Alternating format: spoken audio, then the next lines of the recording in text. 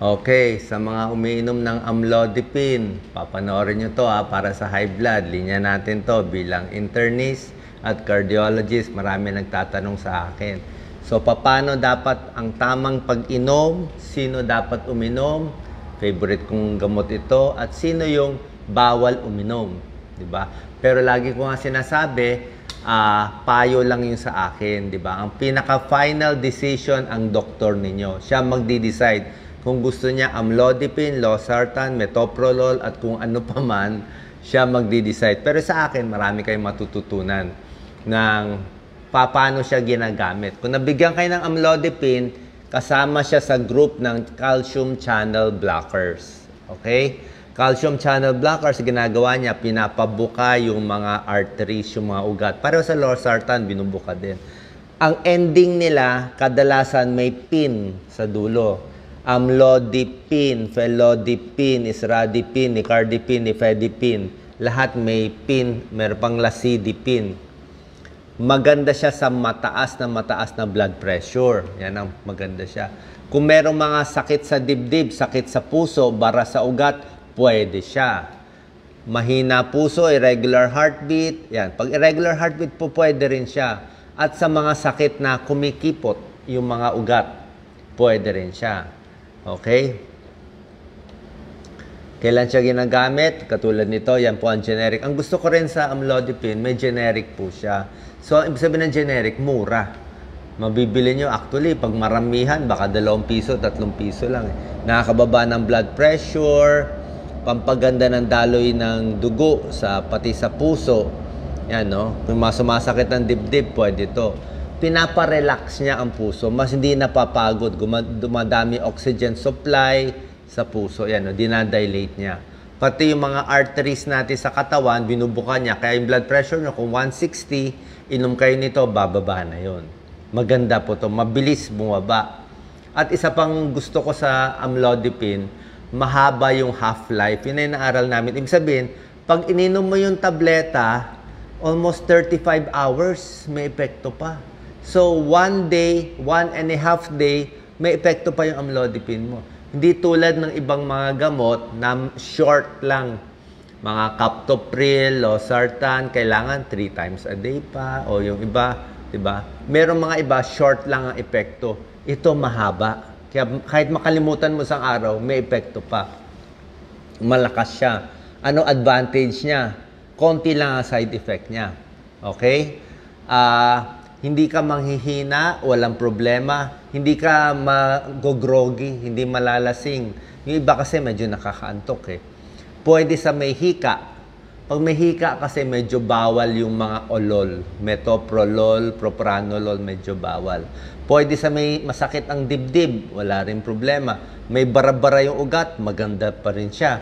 At ito, favorite. Ayan, sa mga nakikinig, kamusta sa mga lalaki? Favorite ng kalalakihang gamot, amlodipine, dahil malakas pa sa sex, walang problema. Ibig sabihin, hindi masisira ang sex life nyo, diba? Kaya maraming tao ayaw uminom ng mga olol, mga metoprolol, propranolol. Sasabihin nila, ano doc, baka masira sex life ko eh. Pero anyway, sa tingin ko kung makakahina man siya, konti lang naman. Baka it's all in the mind. Pero ito, walang problema yan. Sa buntis, papacheck nyo pa rin sa doctor. Usually, nililipat, pero hindi siya ganun kasama. Tapos, so, walang masyadong effect sa quality of life. Walang ganong side effect na ganito. Pero meron din siyang ibang side effect. So, ano ba mas maganda? Amlodipine o losartan? Na-discuss ko to, di ba? Di ba? Ano ba mas maganda? Last time, pinag-usapan ko yung losartan. Check nyo yung video ko. Pinakita ko ang losartan, ARB siya, angiotensin receptor blocker. Nagpakita ko na isang malaking trial last time sa losartan. Yung life trial, lumabas ng losartan, nakakababa ng blood pressure, at nakakatulong sa mga malaking puso. Yung kumakapal yung puso, yung may heart failure, mahina ang puso, maganda siya. At nakaka-prevent siya ng diabetes. Maganda siya sa diabetes, lumalaki ang puso at may high blood.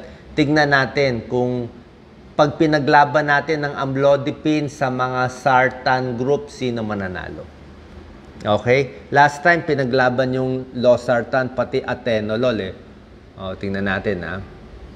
Ano lang to, lalaliman ko konti pasensya na. Kaming cardiologist, mahilig ako sa trial, minimemorize ko lahat to. Last time, tinuro ko na yung losartan, tinalo niya ang mga olols, atenolol. Nanalo siya sa pagbawas ng heart attack, pagbawas ng stroke, at pagkamatay. Mas panalo siya. Tinalo niya to. Diba? Parang boxing yan eh. Ngayon, paglalaban natin yung mga sartan, pati amlodipine. Tingnan natin kung sino mas panalo. Ang ganda nitong trial po. Value trial, 15,000 people. Pag may ganitong trial, sa aming mga doktor, para siyang Supreme Court ruling. Hindi to madadaya kasi talagang libo-libo eh. Tsaka mahirap na mabago. 15,000 patients, pinalo up, 4 years, 5 years, talagang massive study, worldwide pa yan eh. Kaya kung ano man resulta, halos ganun lagi ang result. Diba? Big. So, 15,000 people, finalo up, pinaglaban ang amlodipine sa isang sartan, ang pangalan valsartan, kapatid ng losartan. Tinignan sino ma-heart attack, sino may stroke, sino mamamatay, sino magkaka-diabetes. Valsartan 80 mg versus amlodipine 5 mg sa blood pressure 140/90 pataas. Tingnan nyo, tingin nyo sino mananalo. Chinek nila, sino ma-heart attack. Mas marami ba sa amlodipine group or valsartan? Tingnan nyo, after 1 year, dikit ang laban. 2 years, dikit. 3 years, 4 years, 5 years, patas. Tabla sila. Parehong maganda, amlodipine and valsartan, magpabawas ng heart attack at pagkamatay. Pag hindi uminom ng gamot, ganito yan. Maaga namamatay. Usually, 9 years earlier namamatay. Ganun po yun. Kaya nga sa abroad, sa US, sa Japan, maraming gamot, mahaba buhay nila. Nakaka-100 yan. Sa Pilipinas, 70 lang ang life expectancy natin dito on the average. Check nyo po. Diba? Kaya nga maganda itong mga gamot. Sabi ko lang, mabigyan lang natin ng murang gamot yung mga probinsya. Nako, bagsakan lang natin libo-libong libreng gamot. Haba na buhay niyan eh. Diba? Ganun lang kasimple yan. Mura pa to. So, nung pinaglaban yung amlodipine sa valsartan, chinek nila sa diabetes. Diba? Diba magaling ang sartan sa diabetes? Ang nanalo ay panalo ang mga sartan. Ang nakakainom ng valsartan ay less magkakaroon ng diabetes in 5 years. 13% lang nagka-diabetes. Yung mga naka-amlodipine, 16%. So kung takot kayo sa diabetes, medyo mataas ang blood sugar, mas maganda yung mga losartan at ibang sartan. Okay? Sabi ko sa'yo, tabla dito. Pero hindi pa tapos ang usapan. Tingnan natin sa lakas ng magpababa ng blood pressure. Yan ang gusto natin, di ba? Sino mas mabagsik, magpababa? Lagi ko sinasabi, pinakamalakas tong amlodipine. Tingnan nyo, blood pressure.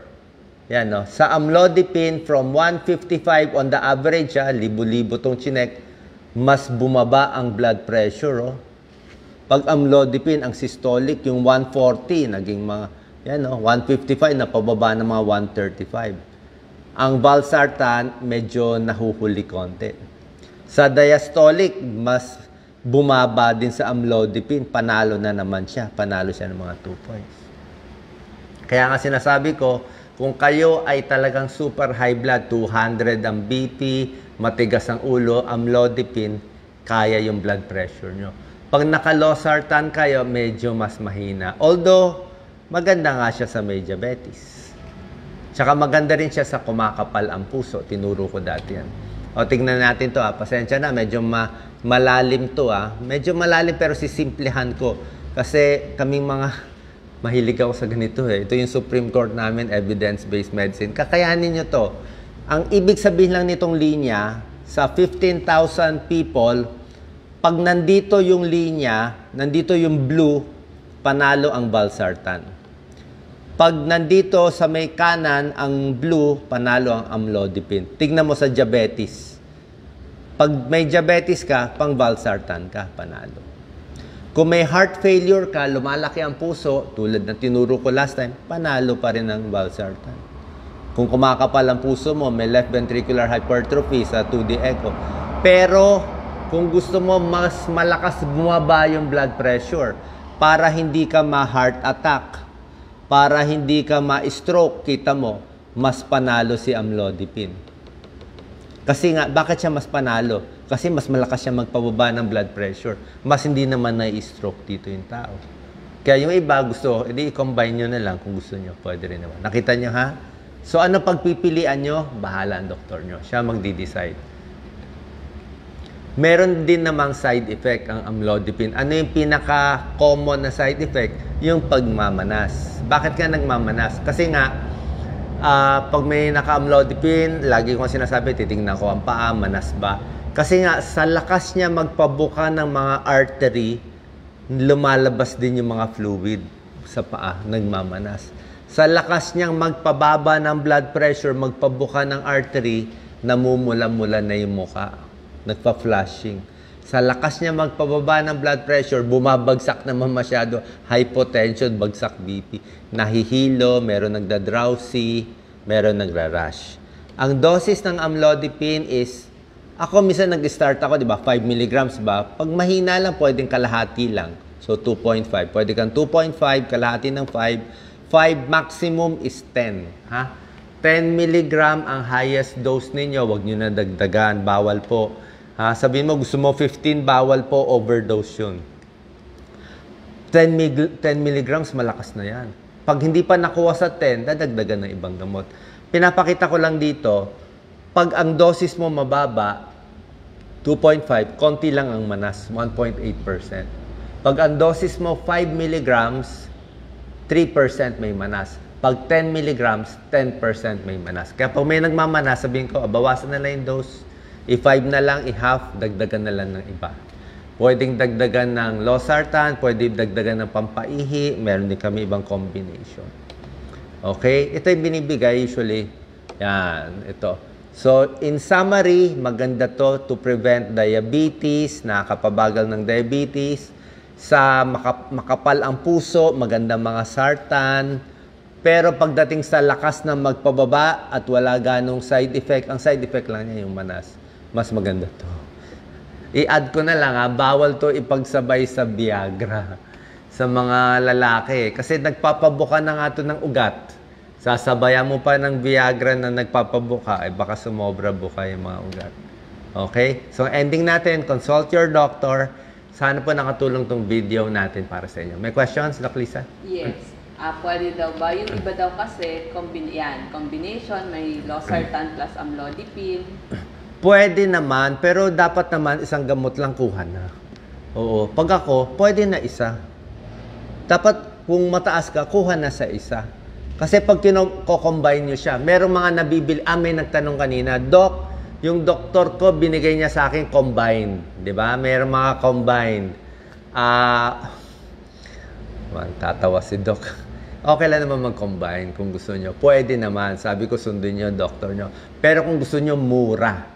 Sa mga walang pera, takot sa rising prices ngayon, mas mura ang generic na solo nito. Di ba? 5 pesos lang yan. Ito, mga 4 pesos lang. Solo lang nito. Pag generic nito, 5 pesos, baka 10 pesos ka lang. Pag kinombine yan, imbis na 10 pesos, baka 30 pesos ang halaga ng gamot. Presyo lang ang kalaban. Yun lang. Yung iba lang, pareho ba ng Basalat ang amlodipine? Brand siya. Maraming brand to. Basalat, Norvas ang pinakasikat na brand dati. Pero ngayon, sa akin okay na yung generic. Kung may pera kayo, gusto nyo branded, walang problema. Gusto nyo ng hamburger sa hotel, walang problema. Kung gusto nyo hamburger sa Jollibee o sa McDo na mas generic, okay na rin yun. Mabubusog na rin kayo. Pareho lang ba? Sa akin, pwede na to. Lalo na kung kulang ang pera nyo, araw-arawin nyo, mas okay na to. Pero tinuturo ko sa inyo, kung makukuha ng pampapayat, bawas alat, okay din yon kung kaya nyo. Pero kung tumatanda na tayo, may lahi tayo ng high blood, malakas po to. Tulog ang blood pressure dito. Ito talaga malakas. Less heart attack, less stroke dito. Diba? So, ang doktor na magdi-decide. Yes, Doc Lisa? Yes. Turuan mo sila. Alin Turuan. yung generic, alin yung brand, na ang gamot nila ay dalawa ang pangalan. Okay. Hawakan mo, Doc Lisa. Yes, dalawa yan. Isang generic para marinig din yung boses mo. Ito, generic to. Generic to lahat. So, wala ko ina-advertise. Generic yan. Oh, ito maraming pangalan. May Basalat. I-check nyo. Pag nakabilog yan, oh, nakasulat yan ng doktor, ito yung generic. Pagdating nyo sa Mercury o sa Watsons, pwede nyo naman i-shift. Sabi mo, mahal yung brand na binigay. Palitan natin mas mura. Ito, may Cozar, may iba. Oh, pwede nyo palitan ng mas mura. Ito, marami ding brand. May Neo Black, may Betalock, mas mahal. O, so, okay lang sa akin. Basta pag walang pera, doon tayo sa generic. Okay na po yan. Hahaba na buhay nyo dyan. Sure na tayo. Pero kung mayaman-yaman kayo, gusto nyo branded na gamot, pwede rin naman. Nasa sa inyo naman po. Pareho ba ang nifedipine sa amlodipine? Malayo. Hindi. Pareho siya. Pareho siyang calcium channel blocker. Pareho ang epekto. Kaya lang ang nifedipine, ang problema, luma na yun, di ba? Nung nasa medical school pa ako, kailangan mo inumin 3 times a day. Tsaka, mga 8 hours lang epekto, biglang bababa yung blood pressure. Ito mas maganda, mas swabe. Luma yun. iPhone 1 yun. Ito, iPhone 10 na. Okay? So, yun lang po. Final question, Doc Lisa? Okay din. Nabanggit mo na, Doc Willie, yung losartan. So, sa mga nagtatanong po ng losartan, i-search po natin. Yes, may Ginawa video pa tayo. lang ni Doc Willie losartan na Yes. video. Short na lang, mataas na mataas ang blood pressure mo, mas gusto ko to. Lalo na sa matatanda, alam mo, minsan nagsisisi ako minsan sa ilang patient na may konting manas, tatanggalin mo to, tapos na-stroke. Yung ganun ba? Kasi minsan nagalit ka, nainitan ka, napawisan, uminit ang ulo, biglang tataas yung blood pressure. Dito kasi mas controlled siya eh. Nakita mo naman sa trial, mas hindi na-stroke. Kaya yung iba, takot sa manas, malilipat mo dito sa mas mahina. Diba? Pero pag dito naman, mas mahina, baka wala naman ngang manas. Ang problema nga, may other benefits. Kaya nga timplahan. Tinitimpla. Minsan kino-combine, pwede rin yun. Pero ako, kung makukuha ng isa, mas madali sa pasyente isa. Alam nyo naman, yung mga Pilipino, makakalimutin. Isang gamot, nakakalimot na, gagawin pang dalawa. And lastly, pag nakalimutan nyo yung gamot nyo today, tomorrow, wag mong doblehin to. Kasi ang maximum niya 10 lang. Hindi mo pwede i-doble. Maximum nito 100 mg. Walang doblehan. Kasi pag dinoble mo, baka ma-overdose ka. Okay? Sana nakatulong tong video. Mura lang yan. Pa-check tayo sa doktor nyo. Sure tayo, makakahaba yan ng buhay ninyo. God bless po.